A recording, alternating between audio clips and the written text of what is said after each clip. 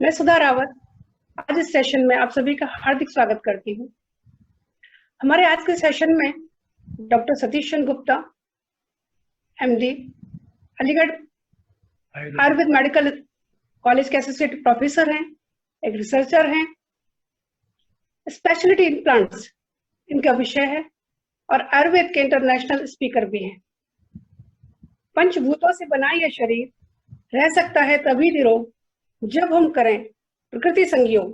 कल इसी विषय पर डॉक्टर सतीश जी के साथ आयुर्वेद, पंचमहाभूत और त्रिदोष, वात, पित्त, कफ पर हमारी बातें हुई। उन्होंने हमें बहुत सरल भाषा में काफी जानकारी दी। इसी जानकारी को, इसी क्रम को जारी रखते हुए आज हम जानेंगे कि 24 घंटे के हमारे साइकिल में और अलग अलग मौसम में हम अपनी लाइफस्टाइल को आयुर्वेद के अनुसार, प्रकृति के अनुसार कैसी रखें ताकि हम रोगों से निजात पा सकें और उनके प्रकोप से भी बच सकें। धन्यवाद। Over to Satish, doctor Satish Chandra Gupta. Thank you Sudha ji. तो आज मैं आपको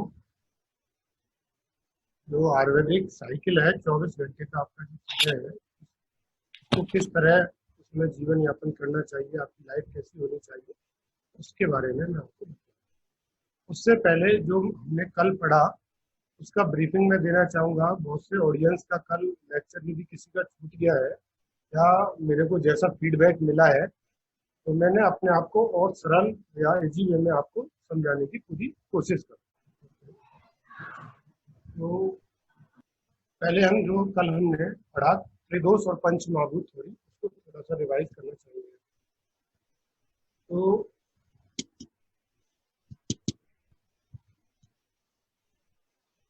हेलो, इसमें आयुर्वेद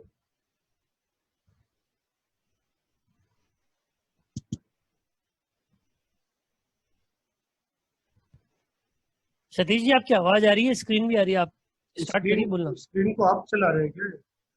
कोई दिक्कत नहीं, आप बोलना स्टार्ट करिए। ठीक। हाँ, मैं चला रहा हूँ स्क्रीन को। हाँ ठीक, आप बोलेंगे मैं आगे बढ़ाता जाऊंगा। ठीक ठीक, ओके ओके। तो हमने जो कल पढ़ा ये आपको आयुर्वेद के बारे में बतलाएगा। तो जनरली आयुर्वेद के दो उद्देश्य हैं। कल मैंने आपको बताया कि स्वस्थ व्यक्ति के स्वास्थ्य की रक्षा करना और उसको हम दिनचर्या, आहारचर्या या ऋतुचर्या को फॉलो करके हम उस सिद्धांत की प्राप्ति कर सकते हैं। और दूसरा है रोगी के विकार का प्रश्न, वो एक चिकित्सक का दायित्व। तो आयुर्वेद शास्त्र में मोस्टली दो संहिताओं का वर्णन ज्यादा मिलता है, चरक संहिता और एक सुश्रुत संहिता। चरक संहिता एक काय चिकित्सा प्रधान ग्रंथ है जिसके अंदर आपका विभिन्न शारीरिक रोगों, शारीरिक या मानसिक रोगों का वर्णन मिलता है, जबकि सुश्रुत चिकित्सा एज ए सर्जरी या शल्य चिकित्सा प्रधान ग्रंथ है, जिसके अंदर डिफरेंट टाइप्स ऑफ सर्जरी या प्लास्टिक सर्जरी, एनोरेक्टल सर्जरी का डिफरेंट डिस्कशन मिलता है। नेक्स्ट।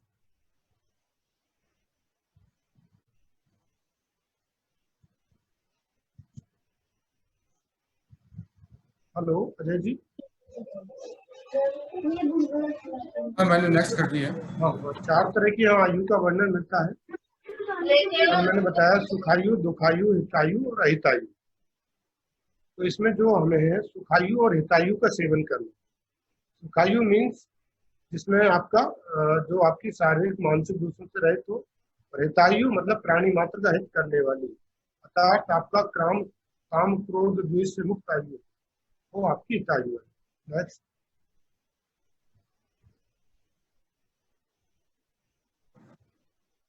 पंचमहाभूत थ्योरी कल मैंने बताई थी। पंचमहाभूत आपके आकाश, वायु, अग्नि, जल, पृथ्वी, ये आपके पंचमहाभूत कहलाते हैं। इन्हीं से ही अपना मानव शरीर का निर्माण होता है।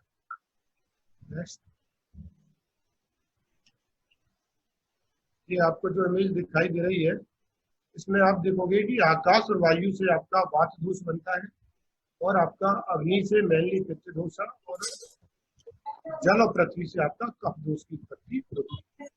ये त्रिदोष आपके पूरे शरीर को बैलेंस से संतुलित करके रखते हैं, तो आपके सही अवस्था में रहते हैं, कोई व्याधि नहीं होती। जब ये प्रकोपित हो जाते हैं या अपनी इनकी साम्य अवस्था डिस्टर्ब हो जाती है, तब हमारे शरीर में रोग की उत्पत्ति होती है। नेक्स्ट। ये कल मैंने आपको बताया था, जिस प्रकार संसार में सोम, सूर्य और अनिल पूरे सृष्टि को चलाते हैं, उसी प्रकार वात पित्त कफ आपके मानव शरीर को चलाते हैं। आप सोम को एज इक्विवेलेंट कफ दोष, सूर्य को आपको वात दोष, सूर्य को पित्त दोष और अनिल को आप वायु दोष मान सकते हैं। नेक्स्ट नेक्स्ट नेक्स्ट वात पित्त कफ, वात जो है वो आपका न्यूरोलॉजिकल फंक्शन, जितने भी हार्मोनल फंक्शंस होते हैं वो वात दोष के कारण होते हैं। और पित्त दोष जितनी भी आपकी मेटाबॉलिज्म प्रोसेस है या जो जितना भी अग्नि से रिलेवेंट कार्य है या फिर आहार का पाचन करने वाली जितनी भी प्रोसेस है वो आपकी पित्त दोष के कारण होती है। और कफ दोष के कारण जितने भी आपके जुड़ने वाली प्रोसेस है या संश्लेषण वाली प्रोसेस है या शरीर के अंदर बल बढ़ाने वाली चीजें हैं वो कफ दोष के कारण। और वात पित्त कफ के 5 भेद होते हैं, कल हमने डिटेल से पढ़े। नेक्स्ट, आज हम आयुर्वेदिक क्लॉक के बारे में थोड़ा डिस्कशन करेंगे। नेक्स्ट, तो आयुर्वेदिक क्लॉक क्या है? आपका जो पूरे 24 घंटे हैं वो वात पित्त कफ के अकॉर्डिंग कैसे सेट, अर्थात 24 आवर्स की साइकिल में हम देखते हैं कि यदि इसको हम 4 आवर्स के टाइम पीरियड में बांट दें तो पूरा 24 आवर्स 6 डिवीजन में बढ़ जाता है। तो 3 डिवीजन आपके वात पित्त कफ के हैं, एक शेड्यूल के, जो सेकंड शेड्यूल में 3 डिवीजन आपके फिर वात पित्त कफ के। इस तरह 6 डिवीजनों में पूरा वात पित्त कफ बटा हुआ है। नेक्स्ट, हाँ, इसको आप समझ सकते हैं गौर से। जैसे इसको 2 से 6 बजे का टाइम है, चाहे वो आपका लेट नाइट का समय हो 2 से 6, 2 AM to 6 AM हो या 2 PM to 6 PM, वो सभी टाइम आपका वात का है। और 6 to 10 o'clock टाइम, मॉर्निंग का 6 to 10 और इवनिंग आपका नाइट का 6 to 10, वो आपका कफ डोमिनेंट टाइम है। इसी प्रकार 10 से 2 बजे का टाइम है जो आपका दिन का जो 10 AM to 2 AM जो टाइम है, या फिर नाइट की बात करें हम 10 PM to 2 AM वाला जो टाइम है वो पित्त का है। इसलिए इस क्लॉक को अच्छी तरह समझें। आपको केवल ये याद रखना है कि 2 to 6 वात, 6 to 10 कफ और 10 to 2 पित्त। इस तरह बॉडी में ये वात पित्त कफ के ये जो टाइम जोन है उसमें इनकी डोमिनेंसी पाई जाती है, इनकी प्रधानता मुख्य रूप से पाई जाती है। नेक्स्ट, अब हम देखें, इसको समझें कि जनरली जो वात का टाइम हमने बताया, शुरू से शुरू करते हैं तो वात का टाइम होता है आपका 2 बजे से लेके सुबह 2 AM से लेके 6 AM। तो इसमें हमें ध्यान ये रखना है कि हमें 3 AM to 5 AM के बीच में हम देखते हैं हमारे लंग्स ज्यादा मोर एक्टिव रहते हैं, अर्थात उनमें ब्लड सप्लाई ज्यादा हाई होती है, उनको ब्लड सप्लाई ज्यादा मिलती है अदर ऑर्गन्स के कंपेरिजन। तो इस टाइम पीरियड का हमें फायदा उठाना चाहिए। इस दौरान हमको क्या करना चाहिए? ब्रह्म मुहूर्त। ब्रह्म मुहूर्त से मतलब होता है कि आपके जो 4:24 AM to 5:12 AM, 4:15 से 5:15 के बीच का जो टाइम है वो ब्रह्म मुहूर्त कहलाता है। इस ब्रह्म मुहूर्त में सभी को उठना चाहिए। क्यों? क्योंकि इसके पीछे बहुत ही साइंटिफिक लॉजिक है। ब्रह्म मुहूर्त में यदि सभी उठेंगे तो उस टाइम ऑक्सीजन लेवल जो एटमॉस्फेयर है वो हाई पर होता है। अप्रोक्सीमेट 41% ऑक्सीजन लेवल एटमॉस्फेयर में आपको मिलता है। तो इससे हम कह सकते हैं प्राणवायु आपके हाई लेवल पर। उस प्राणवायु को हमको ग्रहण करना चाहिए। कैसे ग्रहण करें? उसका सुबह सुबह आप योगा प्राणायाम सेशन करें, या आप जॉगिंग, यदि मॉर्निंग सेशन में आप जॉगिंग जा सकते हैं तो जॉगिंग। फिर आप जितना आप प्राणवायु को अंदर ग्रहण करेंगे उतना आपकी लंग्स की जो एयर कैपेसिटी है, अर्थात लंग्स जितना एयर अंदर ले सकता है वो आपका बढ़ेगा। और लंग्स की एयर कैपेसिटी बढ़ेगी या प्राणवायु जितना ज्यादा लोगे उतनी ही आपकी आयु, अर्थात दीर्घ आयु को आप प्राप्त होंगे, उतने ही लंबी आपकी जीवन होगा। ये बहुत ही बेसिक कंसेप्ट है, वो सबको समझना चाहिए। इसलिए ब्रह्म मुहूर्त में जो उठता है उसकी उम्र ज्यादा होती है कंपेरेटिव अदर पर्सन।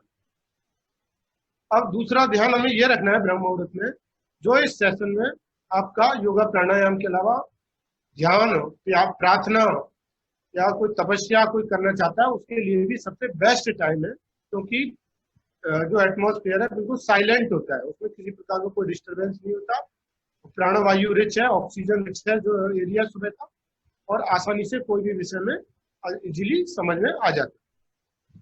अब उसके बाद हम देखें जो अपना टाइम होता है 6 AM के बाद आपका कफ का टाइम शुरू होता है, 6 AM से लेके आपका 10 AM तक का। उसमें आप गौर से देखें तो आपका जो मॉर्निंग सेशन है 5 AM to 7 AM आपकी लार्ज इंटेस्टाइन एक्टिव होती है, अर्थात उसमें ब्लड सप्लाई हाईली रिच होती है, इसलिए आपको उस दौरान आपको मल त्याग या स्टूल पास आउट की इच्छा जागृत होती है। ये टाइम सबसे बेस्ट टाइम होता है आपका एक्सरसाइज करने का भी, लेकिन इसमें यह ध्यान रखें यदि कोई भी पर्सन 7 बजे बाद उठता है या 8 बजे बाद उठता है तो हम देखेंगे क्योंकि उसने वो अपना टाइम खो दिया जो आपका लार्ज इंटेस्टाइन एक्टिव फेज था, तो उसके कारण क्या होगा, उसकी जो लार्ज इंटेस्टाइन है उसमें जो स्टूल है उसमें से वाटर कंटेंट बॉडी एब्जॉर्ब कर लेती है, जिसके कारण उसको कॉन्स्टिपेशन की कंप्लेंट होती है। यदि देर से आप सो के उठोगे तो आपको कब्ज की समस्या होगी, इसलिए आप टाइम से सुबह उठे। सुबह सुबह आपका कफ बढ़ा हुआ है, आपको मैंने बताया 6 से 10 बजे तक, तो ये आपकी बॉडी में कफ बढ़ने से आपका बल मजबूत है, बल आपके शरीर में ज्यादा है, इसलिए उस बल को आप एज ए एक्सरसाइज करके या जिम करके आप एनर्जी प्रोड्यूस कर सकते हैं शरीर के अंदर। अब हम देखें 7 AM to 9 AM में आपका स्टमक बिल्कुल एम्प्टी है, तो एक्टिव है, खाली है, तो आप लाइट हैवी ब्रेकफास्ट आप सुबह सुबह ले सकते हैं। 7 to 9 AM is best time for heavy breakfast. अब उसके बाद हम देखें 10 AM। 10 AM के बाद आपका शुरू होता है टाइम पित्त का। 10 AM से 2 AM के बीच में, 2 PM के बीच में जो पित्त डोमिनेंट टाइम है। अब उस पित्त डोमिनेंट टाइम में बहुत खास बात है ध्यान देने की कि मॉर्निंग सेशन में 10 से 12 के बीच में आपका हार्ट एक्टिव होता है, अर्थात हार्ट को ब्लड सप्लाई हाई क्वांटिटी में जाती है, और हार्ट के अंदर मैं आपको बता दूं साधक पित्त होता है, और पित्त का मुख्य कर्म है मेधा अर्थात इंटेलेक्चुअल पावर, इंटेलेक्चुअलिटी आपकी बढ़ाना। इंटेलेक्चुअलिटी से मतलब है आपकी जितने भी आप इस दौरान 10 to 12 तक आप करिए क्रिएटिव वर्क या कोई भी टफ टास्क है या चैलेंजिंग टास्क है, वो इस टाइम पीरियड के दौरान करोगे तो आपको सफलता ज्यादा मिलेगी। स्टूडेंट्स को जितना जो टफ सब्जेक्ट्स हैं आपके फिजिक्स, केमिस्ट्री, मैथ्स, कॉमर्स, वो इस दौरान पढ़े वो 10 to 12 के बीच में, तो बहुत आसानी से उसको समझ में आएगा और इजीली कैप्चर हो जाएगा। तो ये टाइम बहुत आपका है, जितने भी टफ टास्क है वो इस दौरान आपको कर लेने चाहिए। इसके बाद हम देखें कि 12 to 1 PM के बीच में आपका जो स्टोमच है उसमें डाइजेस्टिव सीक्रेशंस हाई क्वांटिटी में हो जाते हैं, जिसके कारण आपको पित्त बढ़ा हुआ होने के कारण आपका भूख की इच्छा जागृत होती है, एपेटाइट, आपको भूख खाना खाने की इच्छा जागृत होती है। इसलिए सबसे बेस्ट टाइम है खाना खाने का 12 से 1। आप 12 से 1 में खाना खा लेना चाहिए, ठीक है। 12 से 1 आप खाना खा लीजिए। उसके बाद आपका 2 बजे बाद टाइम फिर स्टार्ट होता है आपका 2 PM to 6 PM वात का टाइम। अब यहाँ एक बात ध्यान देने योग्य है कि खाना खाने के तुरंत बाद सोना नहीं है। बहुत से लोगों को सोने की घरों में विशेष रूप से आदत होती है खाने के बाद, लेकिन खाना खाने के 2 घंटे तक आपको सोना नहीं है। क्यों? उसका साइंटिफिक लॉजिक है, क्योंकि आपके आहार का डाइजेशन हो रहा है उस दौरान। फूड का डाइजेशन प्रोसेस यदि आप सो गए तो जो डाइजेशन प्रोसेस है वो स्लो पड़ जाती है, क्योंकि आप रेस्टिंग फेज में चले गए हो सोने से। इसलिए सोने से आपका इंडाइजेशन की समस्या पैदा होगी आपको यदि दिन में खाने के तुरंत बाद सोगे। कम से कम आपको 2 से 2.5 घंटे बाद, आप यदि रेस्ट करने की आदत है तो 2 से 2.5 घंटे बाद करें, खाना खाने के बाद तुरंत ना सो, ठीक है। ये स्पेशली ध्यान रखना है। और आपको ध्यान रखना है कि जो जनरली बात का टाइम है उसमें आप जनरल जो भी पेंडिंग वर्क्स हैं या स्टैटिक वर्क्स हैं वो आप कंप्लीट अपने कर सकते हैं। अब हम देखें 6 to 10 PM टाइम है ना, तो वो आपका फिर वही कफ का टाइम आ जाता है। तो यहाँ एक ध्यान देने वाली बात यह है कि जो शाम का खाना है वो हमें जल्दी कर लेना चाहिए। जो मैंने कहा आचार्य जैन मुनि जो है वो बहुत सही सिद्धांत से लाइफ जीते हैं। वो सूर्यास्त से पहले भोजन कर लेते हैं 40 मिनट, और बहुत ही साइंटिफिक है वो। क्यों? क्योंकि यदि वो 40 मिनट पहले भोजन करते हैं तो आहार का प्रॉपर डाइजेशन का टाइम मिल जाता है आपको, और प्रॉपर टाइम से आपको नींद आ जाएगी। 9 या 10 बजे आप सो जाओगे यदि 7 बजे खाना खा लें तो 7 बजे खा लेना चाहिए। जैन मुनियों का जो कंसेप्ट है बहुत ही साइंटिफिक एंड लॉजिकल है। यदि 7 बजे नहीं खाते तो 8 बजे तक मैक्सिमम खाना खा लेना चाहिए। तो 8 बजे खाना खा लोगे तो आपका आहार पाचन के लिए 2 से 3 घंटे आपके लिए प्रॉपर समय मिल जाए, और हमें 10 बजे आपको सो जाना चाहिए। क्यों? उसके पीछे लॉजिक है, 10 या मैक्सिमम 10:30 11 बजे तक सो जाना चाहिए, क्योंकि उसके बाद ऑर्गन्स जो है हमारे वो हीलिंग एंड उन ऑर्गन्स को प्रॉपर आपको हीलिंग फेज के लिए टाइम जरूरत की आवश्यकता होती है, समय की जरूरत की आवश्यकता होती है। ऑर्गन्स भी अपने रेस्टिंग फेज में जाते हैं, तो उनका 10 बजे रेस्टिंग फेज शुरू होता है। यदि हम 10 बजे बाद खाना खाएंगे तो हम उनको डिस्टर्ब कर रहे हैं बॉडी के ऑर्गन्स, और बॉडी ऑर्गन्स को हम डिस्टर्ब कर रहे हैं तो खाने का क्या होगा, इंडाइजेशन हो जाएगा। इंडाइजेशन होगा, आपको 10 बजे बाद खाना खा रहे हो तो हाइपर एसिडिटी, कॉन्स्टिपेशन की समस्या होगी। और यदि आप रात को 12 बजे बाद जग रहे हो तो आप ध्यान रखिए कि 2 बजे बाद आपका वात का टाइम आने वाला है। 10 से आपको मैंने बताया कि 10 से 2 बजे तक आपका रहेगा पित्त का टाइम, 2 बजे बाद वात आने वाला। तो 2 बजे बाद जो लोग जगते हैं लेट नाइट, उनमें आपने देखा होगा 2 बजे बाद सिर दर्द, अनिद्रा, चिड़चिड़ापन, ये विभिन्न तरह की समस्याएं पैदा होने लगती है। इसलिए सोने का जो सबसे बेस्ट टाइम है, आप 10 या 11 बजे सो जाइए और सुबह 5 बजे उठ जाना चाहिए। इस तरह ये जो बायोलॉजिकल साइंस है, ये मॉडर्न मेडिकल साइंस में बायोलॉजिकल साइंस नाम से डिस्क्रिप्शन मिलता है। आयुर्वेद में बहुत ही आसान तरीके से इसे आयुर्वेदिक क्लॉक के कंसेप्ट से हम समझ सकते हैं। तो आज के लेक्चर से तुमने बहुत ही संक्षिप्त रूप से कुछ बातें सीखी, मैं ब्रीफिंग करूंगा उनका, कि आप ध्यान रखिए टाइमिंग। वाता टाइमिंग 2 से आपका सुबह 6 बजे तक, 2 o'clock से 6 o'clock वाता टाइम, 6 o'clock to 10 o'clock कफा टाइम, एंड 10 to आपका 2 o'clock पित्ता टाइम। तो इसके अकॉर्डिंग आप अपना लाइफ स्टाइल मेंटेन कीजिए। पित्ता टाइम में आपको खाना खाना है दिन में। यदि 2 बजे बाद खाना खा रहे हो तो आपका टाइम, आप बायोलॉजिकल क्लॉक को डिस्टर्ब कर रहे हो। बहुत से लोग खाते हैं 3 बजे खाना, तो ऐसा नहीं करना है। उससे आपके जो बॉडी ऑर्गन्स है उनकी प्रॉपर फिजियोलॉजी डिस्टर्ब होती है, क्योंकि सभी ऑर्गन्स का अपना लाइफ शेड्यूल है। उसके अकॉर्डिंग यदि आप लाइफ जियोगे तो एक हेल्दी लाइफ जी पाओगे। थैंक्स राजी। धन्यवाद सतीश जी।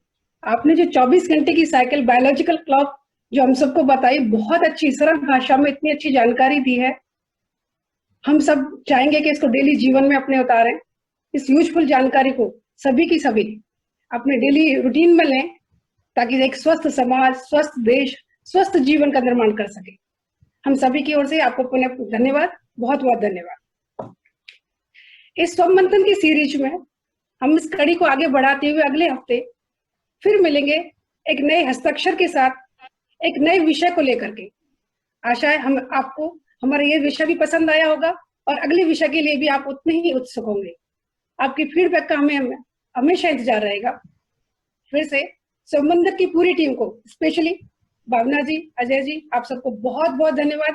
आपने इस डेली योग साधना से हमें जोड़ा, हमें ये मौका दिया, हमें ये मंच दिया आप सबसे मिलने के लिए, इतनी सारी जानकारी पाने के लिए आप सबको बहुत बहुत धन्यवाद। और जिन्होंने इस सेशन को अटेंड किया है, आशा उन्हें जरूर पसंद आया होगा, उन्हें भी बहुत बहुत धन्यवाद। आप सभी को फिर से दिल से बहुत बहुत धन्यवाद। आपका दिन शुभ हो, मंगलमय हो। नमस्कार, धन्यवाद। Over to Ajay ji. Thank you Satish ji, thank you Sudha ji, really wonderful session. शायद हम लोग सब मिस कर रहे हैं एक बेसिक कॉन्सेप्ट अपनी लाइफ का। सतीश जी आपने बहुत अच्छे से समझाया। मैं आशा करता हूँ सबको इसका बहुत फायदा होगा। Thanks a lot to everyone for joining. Thanks to everyone. Thank you Satish ji and Sudha ji. Thank you.